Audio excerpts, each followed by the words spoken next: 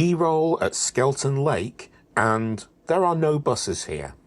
I'm at a nature reserve around the back of a service station. The second newest one in the UK as it happens. But this isn't a service station channel, this is a bus channel. So why am I here? Breakfast. I'm here for breakfast. And not just any breakfast, I'm here for the good breakfast. Sorry, let's get back on track. B-roll at Temple Green Park and Ride, and welcome to the Every Bus vlog. Temple Green Park and Ride is on the eastern side of Leeds, just off the M1 motorway at junction 45. It's the closest to where I live, and probably the one I'll choose to use for the main part of the series when I need one. The facilities here are very similar to Elland Road, but before we look at them, let's take a look around the area. I counted 3 large Amazon warehouses dotted around the site, so they seem to be doing alright for themselves. There's also a combined McLaren and Lamborghini dealership. Bit of an odd place for them, but I suppose everything has to be somewhere. And there is a petrol station with the worst reviewed Greggs I've ever seen. Gastrointestinal distress is not part of my plans for this channel. That's why I started out at Skelton Lake. On site there's a large car park and a building that looks to be a near identical copy of the one at Elland Road. Toilets, ticket machines, seating, a big screen showing you how long you'll be sitting around, that sort of thing. Outside there's a large bus bay that's probably long enough for half a dozen buses to stack up. Now, I need to warn you that there's going to be a lot of rolling shutter effects in this video. The replacement camera module for my phone seems to struggle more with it than the original did. Here's the first, as we look at the PR2 waiting for its departure time.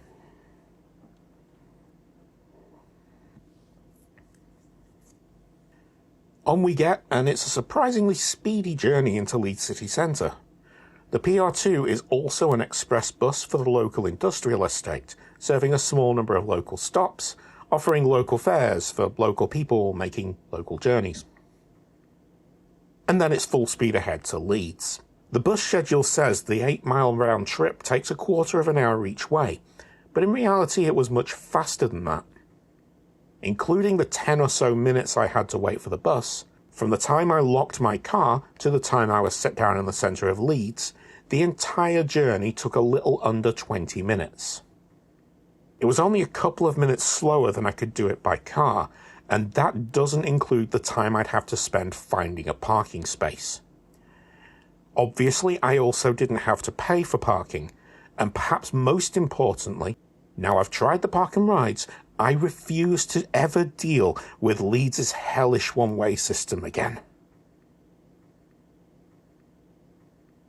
The PR2 set me down in the Gay District on the southern end of Leeds city centre, barely dipping into the centre before heading back out of town.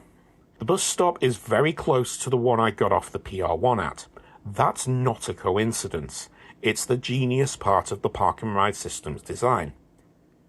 The PR3, which I'll be covering in the next video, also stops here for the same reason. Let's talk about the number 5 bus. It's what used to be the Leeds City Bus, which ran a circular route around the city centre every 15 minutes with a flat fare of £1 a trip. The 5 still runs that circular route today, although it carries on out of town to Holton Moor. And the flat £1 single fare is still in operation years later. All 3 of the PR routes either share stops with the number 5 or stop very close by. You're probably thinking, Cal, why are you talking about the number 5? Well, as it happens, a park and ride day ticket is valid on 4 routes. PR1, PR2, PR3, and the number 5.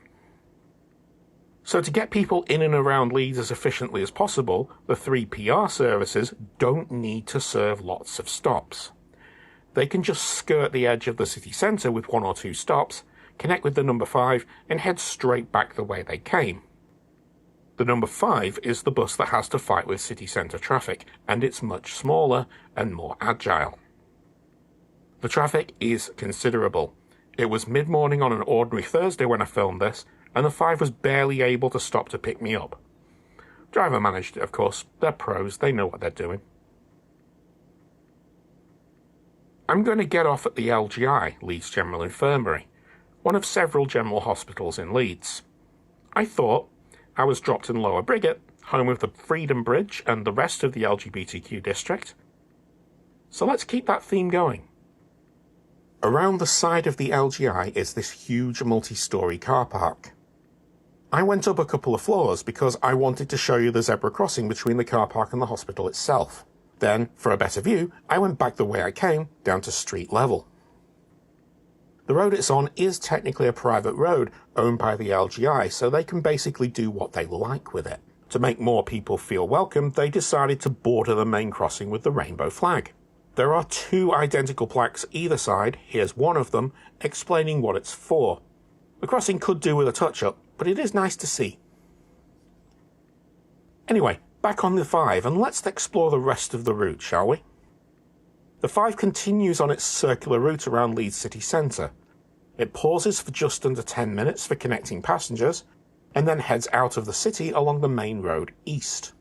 As is becoming a tradition on this channel, I'm doubling back on myself. Along the way, we get our first glimpse of Leeds' guided busways. There are several of these dotted around the city along busy roads. They're like bus lanes, but misuse is impossible. Cars simply don't fit. The 5 doesn't use the busways, it sticks to the main road instead. To explain why, I'm going to get off at Shaftesbury Junction.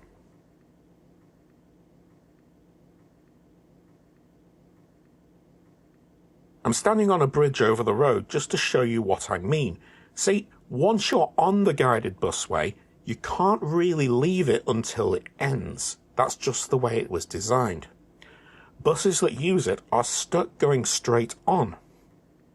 The number 5 needs to turn right here, so it simply can't use the busway. Now again, this video was filmed in the middle of a random Thursday morning, so the traffic's rather light, but I'm sure you can imagine the main road between Leeds city centre and East Leeds does get a bit busy at peak times. I wandered a little way down the route and came to this, Neville Hill Train Care Centre. Or should I say, Train Care Centre. Northern were apparently too stingy to spring for the extra space. They wouldn't let me in to film, so I hopped back on the number 5 and headed into an area locally known as the zoo to finish the route. I had heard horror stories about the zoo, but what I found was this. This is Halton Moor Nature Reserve, part of 5 miles of a protected woodland belt through the eastern part of Leeds.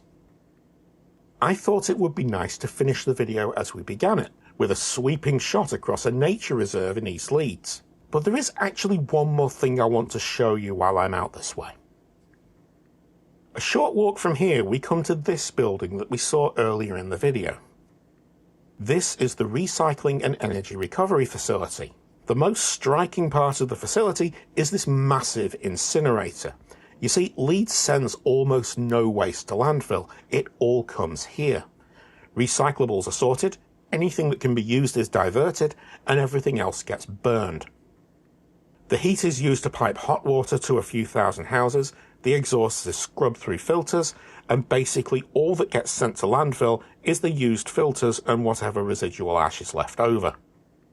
I'm kind of hopeful they'll let me in to film it at some point, but I hadn't expected to come here, so I didn't ask. I mentioned earlier that the PR2 has a couple of local stops along its route.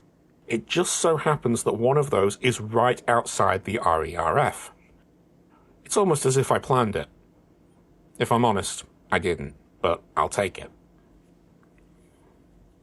So, as the PR2 whisks me back to my car, we've reached our final stop for today.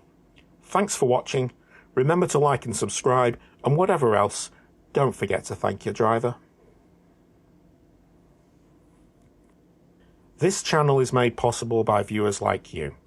I wouldn't have been able to repair my phone without your direct support. So, as a way to give you value for your support, in addition to the vlog continuing to exist, the Every Bus vlog now has memberships. Right now, for £5 a month or more, you get early access to these videos and the ability to send me direct messages. For £10 a month or more, you also get access to my working documents, which is where I plan out my filming, list all the shots I want to get, and you can be a part of the process. You can comment on videos before they're even made. You can make suggestions so you get to see the things that interest you. For more information, check out my Ko-Fi. The link is down in the description.